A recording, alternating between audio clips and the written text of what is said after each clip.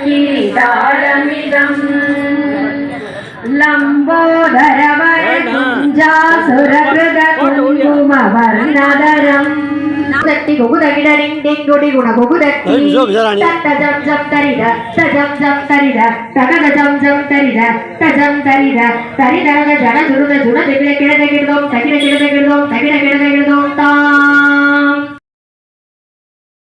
திருவிளக்கு பூஜையை பற்றி அடியேன் பல விஷயங்களை தொடர்ந்து கூறி வருகிறேன்.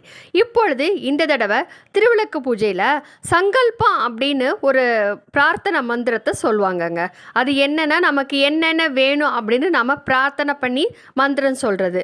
அந்த மந்திரத்தில் உள்ள அர்த்தத்தை நான் இப்போ சொல்கிறேன், கேளுங்க. சகல க்ஷேமஸ்த அப்படின்னு சொல்கிறோம், எல்லா விதமான க்ஷேமங்கள். தைரிய வீரிய அப்படின்னா நமக்கு மனசில் தைரியம் கிடைக்கணும்.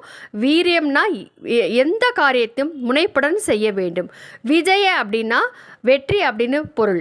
ஆயு ஆரோக்கிய அப்படின்னு சொல்கிறோம். ஆயுன்னா நீண்ட ஆயுள். எப்படிப்பட்ட ஆயுள்? ஆரோக்கியத்துடன் கூடிய ஆயுள். அஷ்ட ஐஸ்வர்யம் அபிவிருத்தி அர்த்தம் அப்படின்னு சொல்கிறோம். அஷ்ட ஐஸ்வர்யம் நமக்கு வேணும் அப்படின்னு பிரார்த்தனை பண்ணிக்கிறோம். சீக்கிரமே விவாக பிராப்தி அர்த்தம்னா நம்முடைய பிள்ளைகளுக்கு நல்ல முறையில் சீக்கிரமாக திருமணம் நடைபெற வேண்டும். திருமணம் மட்டும் நடந்துட்டா போதுமா? சத் சந்தான பிராப்தி அர்த்தம், நல்ல பிள்ளைகள் பிறக்க வேண்டும். தொழில் வியாபார அநேக கோடி தனலாப அபிவிருத்தி அர்த்தம். தொழில் வியாபாரமானது பல கோடி பணத்தை அள்ளி கொடுக்க வேண்டும். சமஸ்த சரீர ருணரோக, நம்முடைய உடலில் இருக்கிற சரீரத்தில் இருக்கிற வியாதிகள் எல்லாம் நீங்க வேண்டும். உபத்திரவ நிவர்த்தி அர்த்தம், எல்லா விதமான உபத்திரவங்களும் நீங்க வேண்டும். தீர்க்க மாங்கல்ய பிராப்தி அர்த்தம் அப்படின்னு சொல்கிறோம். நம்முடைய கணவன்மார்கள் நல்லபடியாக நீண்ட ஆயுளோட இருக்கணும் அப்படின்னு ஒவ்வொரு பெண்களும் பிரார்த்தனை செஞ்சுக்கிறோம். சக குடும்பானம் சத வருஷம் அப்படின்னு சொல்கிறோம்.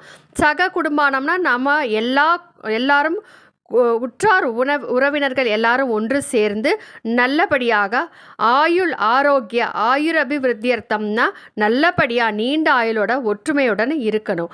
வித்யாபாரங்கத அபிவிருத்தி அர்த்தம் அப்படின்னா நம்முடைய பிள்ளைகளுக்கு நல்ல கல்வி வேணும். சர்வ தேவதா கிருபா கடாட்ச சித்தி அர்த்தம், 30 முக்கோடி தேவர்களுடைய அருள் நமக்கு கிடைக்கணும்.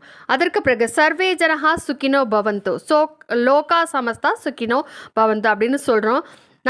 நாம் மட்டும் நல்லா இருந்தால் போதுமா? நம்ம இந்த உலகத்தில் இருக்கிற எல்லா ஜனங்களும் நல்லா இருக்கணும், இந்த லோகத்தில் இருக்கிற எல்லா ஜீவராசிகளும் நல்லா இருக்கணும் அப்படின்னு நாம் பிரார்த்தனை பண்ணிக்கிறோம். இதோட எல்லாரும் முடிச்சிருவாங்க. ஆனால் அடியேன் இன்னொன்று சொல்வேன், என்னென்னா ஞான பிராப்தி அர்த்தம் அப்படின்னு சொல்வேங்க. ஏனென்றால் ஞானம் ஒன்று இருந்தால்தான் நம்முடைய வாழ்க்கையில் எல்லா